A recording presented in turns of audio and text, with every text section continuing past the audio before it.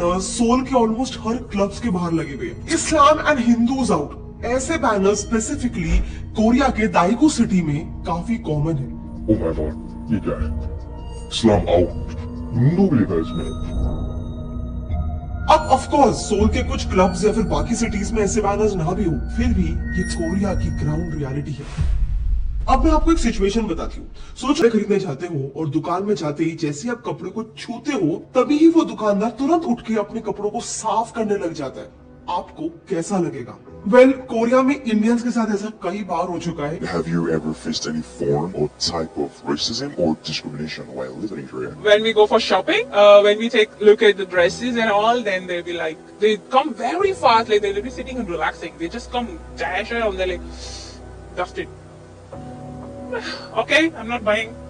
In fact Indian ही क्या, South Korea में 10 में से 7 फॉरेनर्स का ये कहना है कि उनके साथ साउथ कोरिया में कभी ना कभी रेसिज्म जरूर हुआ है। एक्चुअली बात ऐसी है कि ब्रिटिशर्स के बाद अब साउथ कोरियंस इंडियंस को अनटचेबल और इंफीरियर मानने लग गए। सेम कॉलोनियल हिस्टोरिक बैकग्राउंड और हमसे भी छोटी इकोनॉमी होने के बाद भी जानते हो कोरियंस हमें क्यों हेट करते हैं? वेल, सिर्फ 2 ऐसे बहुत ही सुपरफिशियल रीजंस की वजह से जिसे सुनकर आपको लगेगा कि कोरियंस की सोच, इतने एजुकेटेड कंट्री की सोच इतनी छोटी कैसे हो सकती है। It's only for Koreans, huh? Only for Koreans. Why that policy? Why that policy? Yeah, but you cannot discriminate like that, right? Only for Koreans, no Indians। ये मंजर कहीं और का नहीं बल्कि हमारे ही देश का है, जहां हम इंडियंस को ही रेस्टोरेंट्स में आना मना है। एक्चुअली आंध्र प्रदेश के अनंतपुर में किया मोटर्स के मैन्युफैक्चरिंग प्लांट के आसपास करीब 15 से 20 कोरियन रेस्टोरेंट्स खुले हुए। इन रेस्टोरेंट्स में जब द वायर ने स्टिंग ऑपरेशन किया तब ये रिवील हुआ कि इन कोरियन रेस्टोरेंट्स में इंडियंस के लिए डाइन इन तो छोड़ दो, वहाँ इंडियंस की एंट्री तक बैन है। इनफैक्ट इन कोरियंस में इंडियंस के प्रति हेट इस लेवल तक है कि वहाँ रेस्टोरेंट का स्टाफ भी उन लोगों ने इंडियन नहीं रखा है बल्कि नेपाली सिटीजन रखा है। कहाँ काम करते हैं? इधर ही काम करते हैं। आप इधर ही काम करते हैं? अच्छा, तो आप तो इंडियन है? नहीं, नेपाल से हैं। Can you believe that? ये सब हमारे जमीन पर हो रहा है। सो बस सोचो, अगर हमारी ही जमीन पर ये हो सकता है तो साउथ कोरिया में किस लेवल तक का रेसिज्म होता होगा। सो हाल ही में राज, जो कि एक कोरिया बेस्ड इंडियन यूट्यूबर है, उसने अपने सटल क्रेजी कोरिया इस चैनल पे इंडियंस के खिलाफ हो रहे एक काफी इंपॉर्टेंट इशू को अपने व्लॉग से हाईलाइट किया। राज दरअसल पिछले 9 साल से कोरिया में रह रहा है, पर पिछले साल ही वो अपने न्यू दिल्ली से आए दोस्तों को कोरिया घुमा रहा था। तब उसके दोस्तों ने उसको कहा कि क्लबिंग के लिए चलते हैं, बट राज कभी कोरिया में क्लबिंग के लिए नहीं गया था। उसके लिए भी कोरियन क्लबिंग ये फर्स्ट एक्सपीरियंस होने वाला था, तो बीइंग अ ब्लॉगर राज उस एक्सपीरियंस को रिकॉर्ड करने लग गया। अब जैसे ही वो पहले क्लब में पहुंचता है, देखना उसके साथ क्या होता है। उनको गार्ड बस इसीलिए अंदर जाने से रोकता है क्योंकि वो इंडियन है। उनसे वो गार्ड कहता है कि ये क्लब में तो अलाउड नहीं है, आगे वाले क्लब में ट्राई कर लो।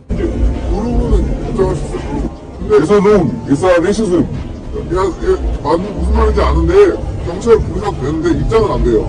पर उस क्लब में जाने पे तो उनका इससे भी बुरा इंसल्ट होता है। उस क्लब का गार्ड राज को ऐसे ऐसे करके उनको सीधे वहां से भगा देता है। तीसरे क्लब में तो उनको किसी से झगड़ा करने की भी जरूरत नहीं होती है, वहां तो सीधा बोर्ड में ही लिखा होता है, Indians and Pakistanis are not allowed.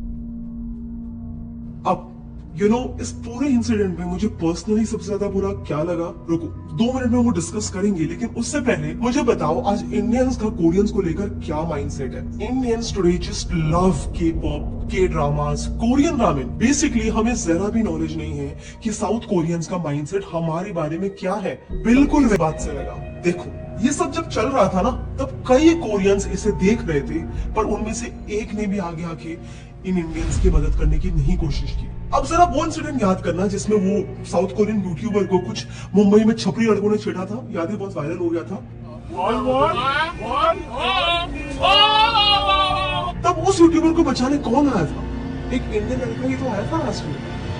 Incident being unfolded, he came to her rescue. और इंडियंस ने ऑनलाइन जो उसको हेवीली सपोर्ट किया वो अलग। इनफैक्ट पुलिस ने खुद एक्शन लेते हुए उन छपरी लड़कों को अरेस्ट भी किया था, बिल्कुल जैसे उस लड़की ने किया। राज ने भी उस इंसिडेंट का व्लॉग निकालकर उसे यूट्यूब पे अपलोड किया था, लेकिन इस इंसिडेंट में कोरियन एडमिनिस्ट्रेशन से किसी ने भी इसे नोटिस नहीं किया। सो क्या हम ये मान ले कि उनके हिसाब से हमारी कोई वैल्यू नहीं है? नाउ आई नो आप बोलोगे कि सिर्फ एक छोटे से इंसिडेंट से, 2-3 इंसिडेंट से ये पूरा ओपिनियन फॉर्म नहीं कर सकते हैं, तो मेरी बात छोड़ो, फिर आप खुद ही यूट्यूब पे कोरिया हेट्स इंडियंस ये कीवर्ड टाइप करके देख लो। आपको बहुत सारे ऐसे वीडियोस मिल जाएंगे जहां पर वो अपनी रेसिज्म की स्टोरीज ओपनली शेयर कर रहे हैं। उन्हीं वीडियोस में से जब मैं खुद गो थ्रू कर रही थी, तब एक कोरियन चैनल बिबिम कोरिया के पॉडकास्ट में इस इंडियन लड़की ने अपना एक काफी इनह्यूमन एक्सपीरियंस शेयर किया था। उसने बताया कि जब भी वो कोरिया के पब्लिक प्लेसेस पे किसी सीट पे बैठने जाती थी, तब उस सीट पे उसके बैठते ही बाकी कोरियंस उठकर चले जाते थे, जैसे कि वो कोई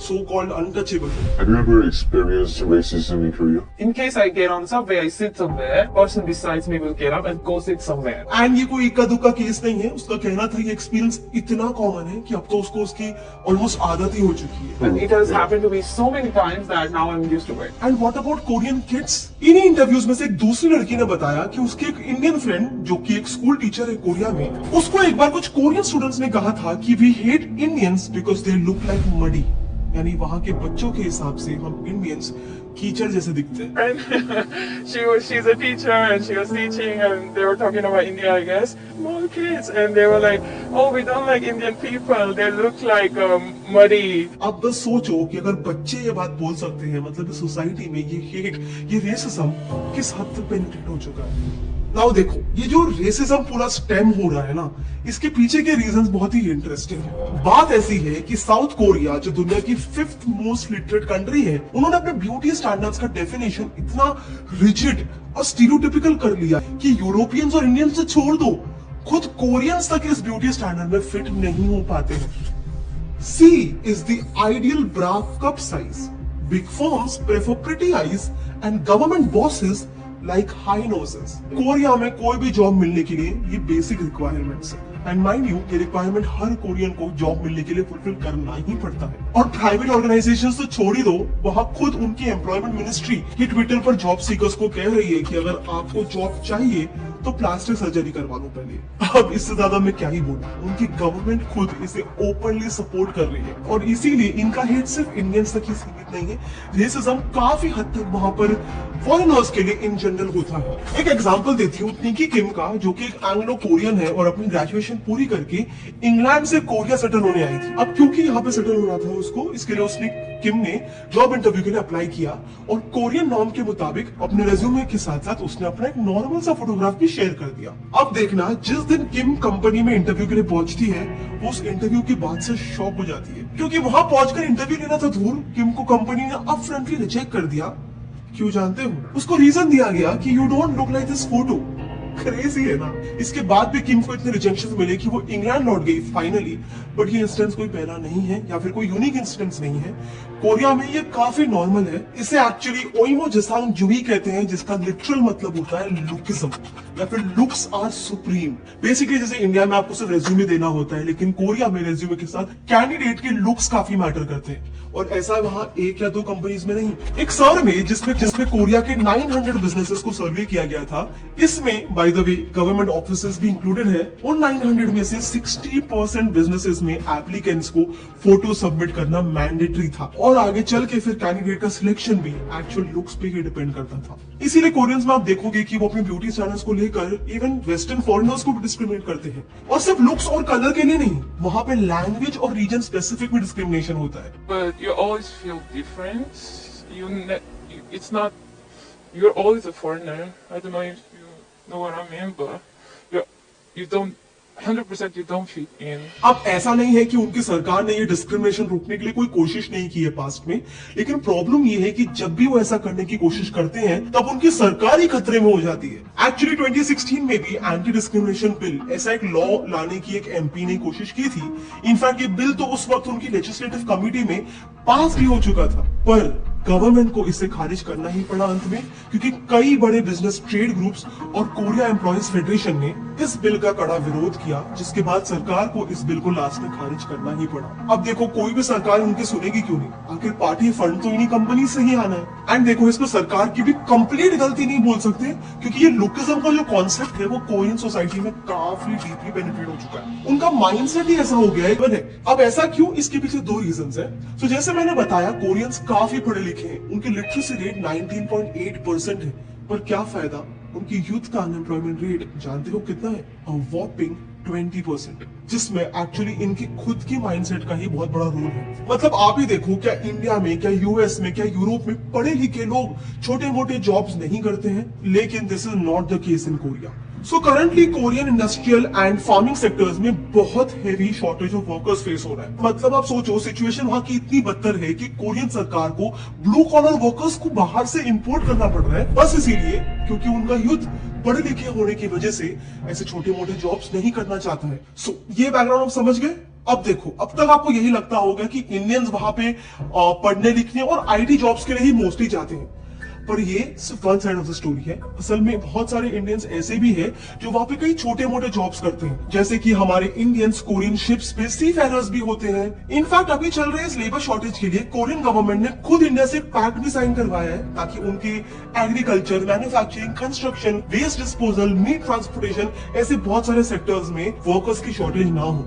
अब देखो, यहाँ रेसिज्म अगेंस्ट इंडिया एकदम ज्यादा इसीलिए है क्योंकि कोरियंस का मेंटालिटी ये है कि इंडियंस हमारे यहाँ पे छोटी मोटी जॉब्स करते हैं। इसके अलावा दूसरा रीजन तो इनके यहाँ पे रेसिज्म बहुत कॉमन है ही, लेकिन skin colour, white skin colour से जो उनका फेटिश है वो बहुत ज्यादा कॉमन है। लेकिन हम इंडियंस का कलर व्हीटिश होता है, इसीलिए ये भी बहुत इंपॉर्टेंट रीजन बन जाता है कि इतना ज्यादा रेसिज्म इंडियंस के खिलाफ वहां पे होता है। और ऐसा मैं नहीं, खुद कोरियंस ने ही कहा है। दरअसल Korea institute for international economic policy ने पूरे कोरिया में एक इंटरेस्टिंग सर्वे किया था, जिसमें ही कई कोरियंस ने ये ओपनली एक्सेप्ट किया था कि हम इंडियंस को अनसेफ, अंडर डेवलप्ड और ओल्ड फैशन समझते हैं। एक्चुअली देखो, रूट प्रॉब्लम पता है क्या है? इनकी भी इसमें उतनी गलती नहीं है, ऐसा कह सकते हैं। ज्यादा मेजर गलती है इंफॉर्मेशन गैप की। एक्चुअली कोरियंस हम इंडियंस के बारे में कुछ जानते ही नहीं है। देखो, आज कोरिया में सिर्फ 12,000 इंडियंस ही रहते हैं और टूरिस्ट भी करीब वहां पर हर साल 1 लाख लोग ही जाते हैं। तो ऐसे में बाकी लोगों से इंडियन कल्चर के बारे में उन्हें बहुत ही कम पता चलता है। और रही बात इंडियन गवर्नमेंट की, तो हमारे देश और कोरियन को हेट करना शुरू कर देना चाहिए और उनके के कल्चर को, के पॉप को, के ड्रामा को बॉयकॉट कर देना चाहिए। ऐसा मैं बिल्कुल भी नहीं कह रही हूँ। इनफैक्ट हमारा तो कल्चर ही है। मैं बस ये कह रही हूँ कि इट्स हाई टाइम कि हम इंडियन दूसरे देशों की रिस्पेक्ट करना, उनके कल्चर को फॉलो करना, उनसे अच्छे एस्पेक्ट्स उठाना, ये बिल्कुल अच्छी बात है। लेकिन एक दूसरे देश की इज्जत करते वक्त हमें अपनी रिस्पेक्ट नहीं खोनी है। मुझे एक्चुअली काफी सारे ऐसे रैंडम वीडियोस मिले जहाँ पे लोग अपना पर्सनल ओपिनियन शेयर कर रहे थे। जब मैंने और देखना शुरू किया तो मुझे मालूम पड़ा, यस, एक्चुअली काफी सारे साउथ कोरियंस इंडियंस को हेट करते हैं, उनके खिलाफ उनके मन में बहुत ज्यादा रेसिज्म है। तो मैं बस आपको ये एक ऑल्टरनेट पर्सपेक्टिव देना चाहती थी कि नो डाउट ये ड्रामा देखना आपको पसंद है, जरूर देखिए, लेकिन इतना जरूर याद रखिए कि this should not be at the cost of your self respect, our self respect. And again, ये मेरा ओपिनियन है, to each to its own. आपका क्या ओपिनियन इस बात में? क्या आपके हिसाब से हमें इस इशू के ऊपर के पॉप या के ड्रामा को बॉयकॉट करना शुरू कर देना चाहिए, या आपके हिसाब से हमें ऐसा नहीं करना चाहिए? आपकी जो भी ओपिनियन है, मैं कमेंट सेक्शन